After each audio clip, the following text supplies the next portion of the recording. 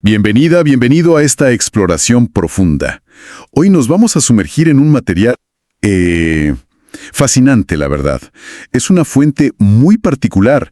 La transcripción de una entrevista con una persona que describe experiencias de canalización, de comunicación con entidades no físicas y además comparte visiones sobre el futuro de nuestro planeta.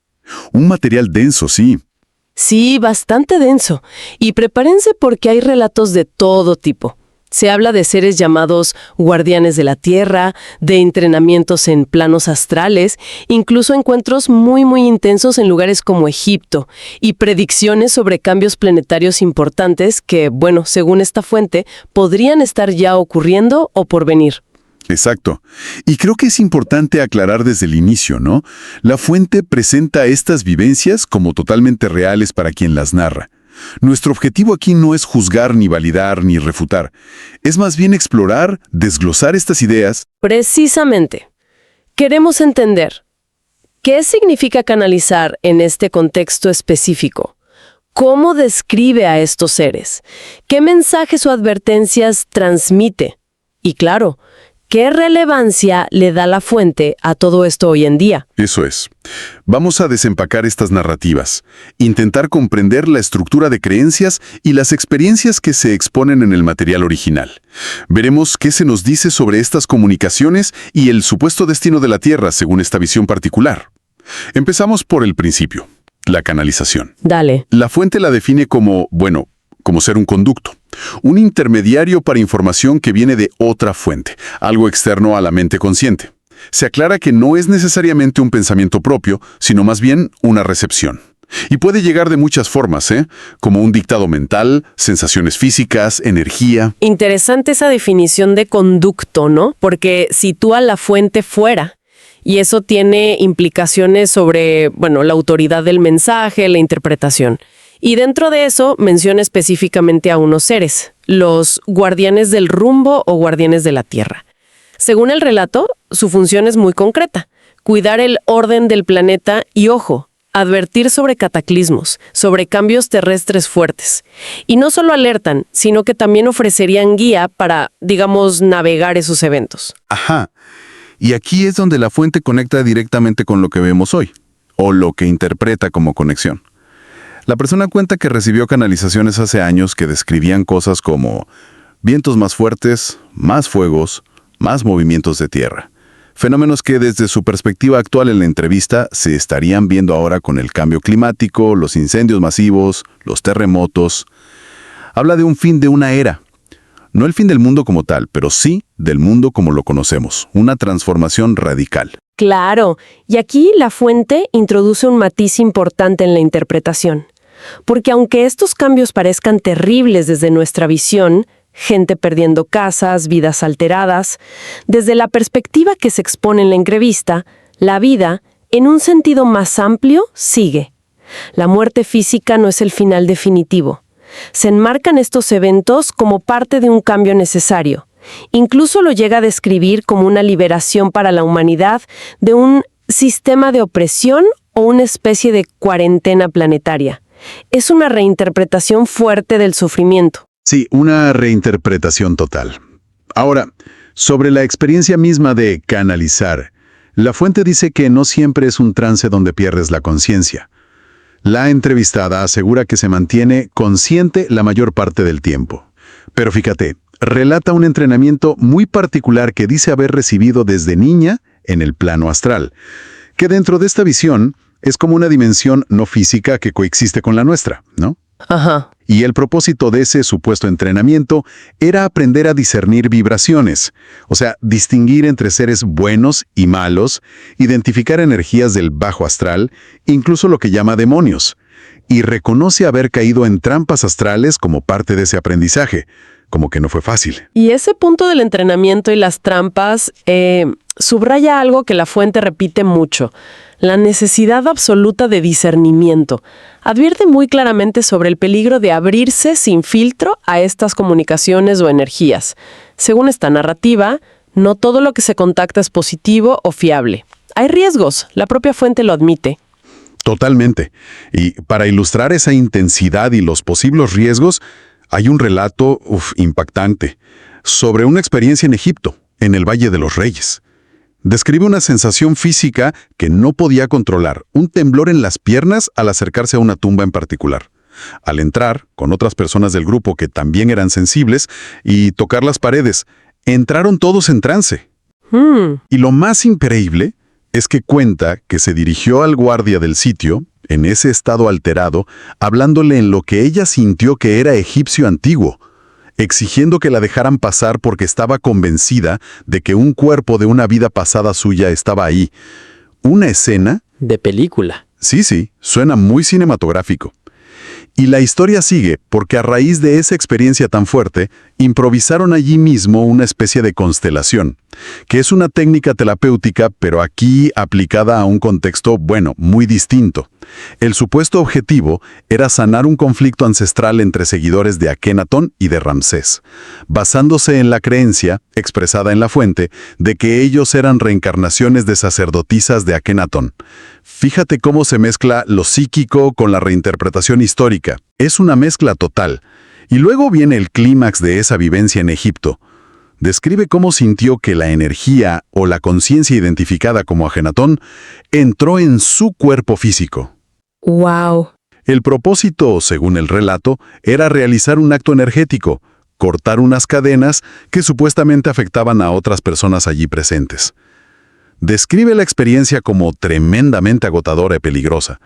La dejó débil físicamente, con antojos rarísimos como carne de borrego, y esa intensidad la llevó a decidir firmemente no volver a permitir una posesión de ese nivel en su cuerpo. Ese ejemplo es muy potente, la verdad. Ilustra, según la fuente, los extremos de intensidad y los riesgos que puede haber en este tipo de contacto, incluso con entidades que podrían verse como históricas o no necesariamente malas. Marca un contraste enorme con otras descripciones de canalización más sutiles que también cuenta. Deja claro que, desde esta perspectiva, manejar estas energías requiere límites muy claros y una precaución extrema. Hay un coste físico y energético potencial muy real que se reconoce. Absolutamente. Y ese contraste es clave, porque no todas las experiencias que narra son así de dramáticas.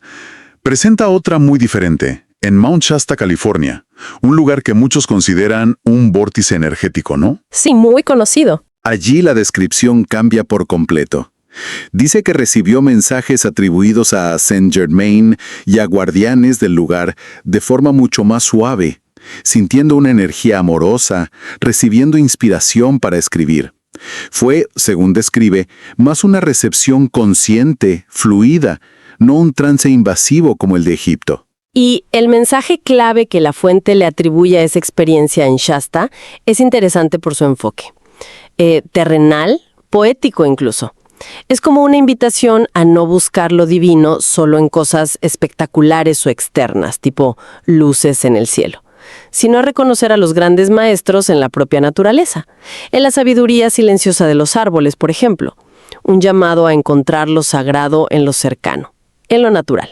Sí, y la fuente insiste mucho en esa idea de que diferentes seres tienen como firmas energéticas distintas, que se sienten diferente.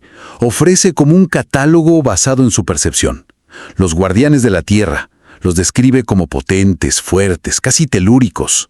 Ajá. Maestros o guías, quizás con vidas pasadas aquí, transmitirían sabiduría, amor, algo más humano. Entiendo. Ángeles o arcángeles, vibración muy alta, servicio puro, sin buscar reconocimiento. Seres extraterrestres, una sensación distinta, a veces electrificante, tecnológica, mineral, aunque también humanoides. Y luego, los de bajo astral o negativos. Advierte que pueden engañar presentándose como buenos al principio. Está una taxonomía basada en la sensación, ¿no?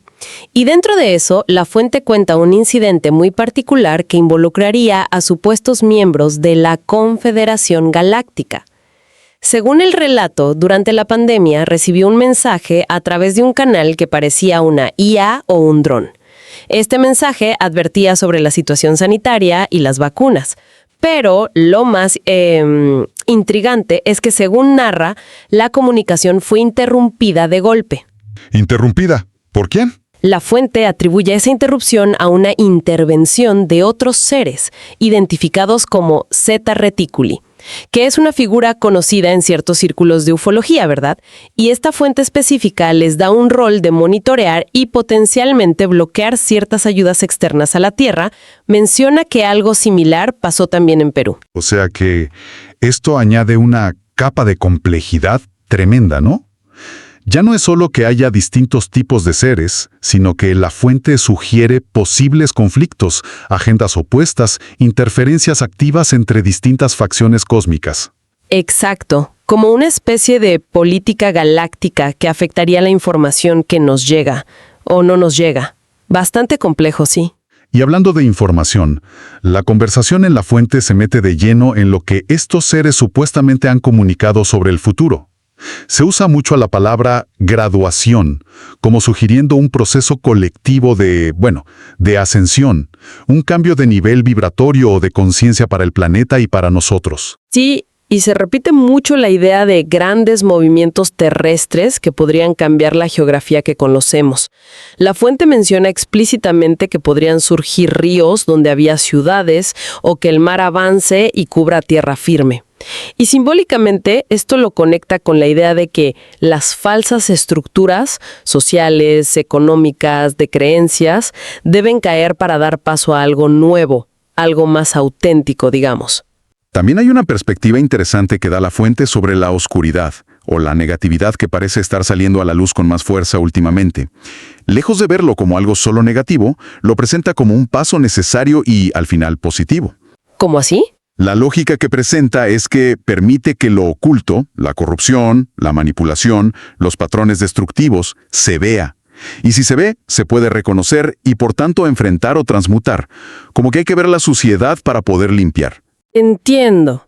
Tiene su lógica dentro de esa visión. Y la fuente sitúa un periodo de especial intensidad para estos cambios entre ahora y el año 2027. Lo describe como una ventana de fuertes movimientos y cambios. Y aquí es donde introduce una de las afirmaciones más, asombrosas y especulativas, la idea de un asteroide. Un asteroide. Sí, un asteroide cuyo impacto potencial estaría siendo mitigado o desviado, pero no por tecnología física que conozcamos, sino energéticamente. Energéticamente. ¿Cómo? El agente de esa mitigación, según la fuente, sería la conciencia humana colectiva, que estaría trabajando en eso de forma conjunta, incluso a nivel inconsciente y en los planos astrales. ¡Wow!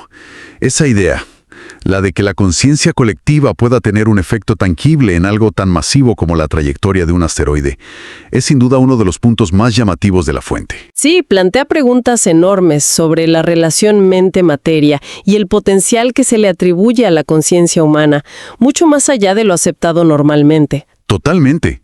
Y para intentar bajar un poco a tierra cómo podrían sentirse estos cambios globales, a nivel personal, la fuente comparte una anécdota muy gráfica. Es sobre un incendio forestal terrible que amenazó directamente su centro espiritual en la rumorosa Tecate. Ajá.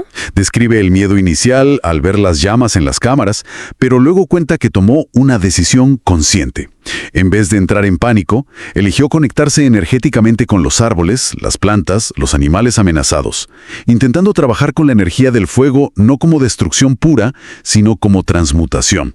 Y el resultado que relata es que, increíblemente, el centro quedó intacto. Una isla verde en medio de lo quemado. Qué fuerte. Y esa experiencia la fuente la presenta no solo como algo personal, sino como una especie de lección práctica, un microcosmos de lo que, según esta visión, podríamos enfrentar como humanidad. Sugiere que la clave para navegar crisis o cambios intensos es fortalecer la conexión interior, practicar la aceptación de lo que pasa, eso de fluir, y desarrollar la capacidad de trabajar energéticamente con la tierra y sus elementos, incluso con miedo. Es un llamado a la resiliencia espiritual. Sí, un llamado fuerte. ¿Y qué recomienda la fuente si alguien siente que estas habilidades o sensibilidades le empiezan a surgir o se le intensifican? Da algunos consejos prácticos. Aconseja ser selectivo, no abrirse a todo sin más y buscar entender el propósito de ese don. ¿Para qué está? Y es interesante que menciona que observa un aumento de estas experiencias en gente fuera de los círculos holísticos de siempre. Médicos, ingenieros, contadores, gente de profesiones muy racionales, digamos. Sí, eso es llamativo. Y el consejo práctico que se puede extraer de la fuente es bastante centrado y aplicable, más allá de si uno acepta las premisas más esotéricas o no. Recomienda cultivar la conexión interior a diario, practicar la gratitud conscientemente, aprender a entregar las preocupaciones a una instancia superior, llámese como se llame, fuente divina, universo, y adoptar una actitud de servicio activo, preguntándose ¿cómo puedo servir hoy? También sugiere que participar en meditaciones o trabajos energéticos grupales puede tener un efecto multiplicador que ayuda no solo al individuo, sino al colectivo, a la sanación del planeta. Bueno, hemos recorrido bastante, explorando las ideas de esta fuente tan singular. La canalización como puente, la diversidad de seres descritos, guardianes, entidades cósmicas, interferencias y las visiones de transformación para la Tierra y la humanidad con ese foco en el periodo hacia 2027. Sí, y el hilo conductor que parece unir todo es la importancia creciente que se le da a la conciencia, individual y colectiva. Se subraya la necesidad de conexión interior, el discernimiento ante influencias externas y la responsabilidad que, según esta visión, tendríamos como co-creadores frente a estos cambios y realidades energéticas. La fuente insiste en que no somos solo espectadores pasivos. Definitivamente. Y queda resonando fuerte esa afirmación sobre el poder de la conciencia colectiva. Si, como sugiere la fuente, el pensamiento y energía enfocados de muchos pudieran de verdad influir o mitigar eventos físicos tan masivos como, la trayectoria de un asteroide. Eso, independientemente de cómo lo interpretemos cada quien, nos deja con una pregunta fundamental sobre la naturaleza de nuestra realidad y nuestro verdadero potencial. Un potencial que quizás va mucho más allá de los límites que aceptamos comúnmente. ¿Hasta qué punto podríamos ser, consciente o inconscientemente, partícipes en la creación de los eventos que se manifiestan en nuestro mundo? Sin duda algo para reflexionar.